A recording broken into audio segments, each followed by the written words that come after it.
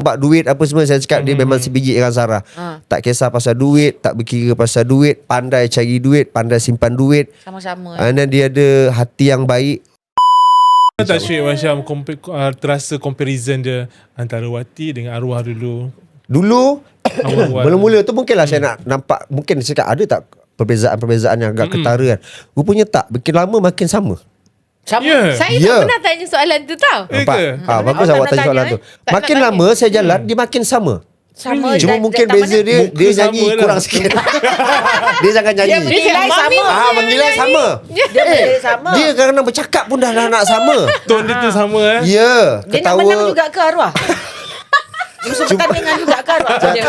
Cuma cakap dia nyanyi yang kurangkan sikit ajak aku.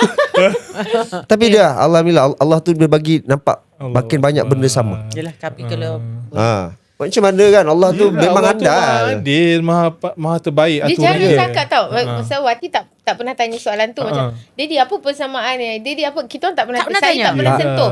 Saya Ha. tak pernah sentuh bab arwah. Saya tak pernah tanya. Dia? Kecuali kalau Dia ada sama satu contoh benda yang sama Dulu Sarah pun bukan orang yang kaki masak. Tapi sekali-sekala masak sedap. sedap. Okay. Kadang-kadang sampai tanya you masak jarang-jarang tapi masak sedap tengoklah macam mana kita masak. Alright. Benda tu ada pada dia Pun sama juga jarang masak. Okay. Tapi sekali-sekala masak kan saya pernah cakap, saya pernah Ya. bagi statement, Wati Walaupun ada tangan pertama- ajaib. Walaupun pertama kali. Walaupun resepi tu pertama kali belajar, kadang-kadang Oh, daripada hebat. Dapat. mak saya ke apa, masak dia cepat dapat dan masak sedap. Alhamdulillah. Bukan ambil hati Bukan. Dia masak memang sedap. Lepas tu ada benda-benda lain kalau macam bak duit apa semua, saya cakap dia memang sebiji dengan Sarah. Tak kisah pasal duit, tak berkira pasal duit, pandai cari duit, pandai simpan duit. Sama-sama. Dan dia ada hati yang baik, bantu keluarga sendiri, bantu adik-beradik dia sekarang. Dia bantu adik-beradik.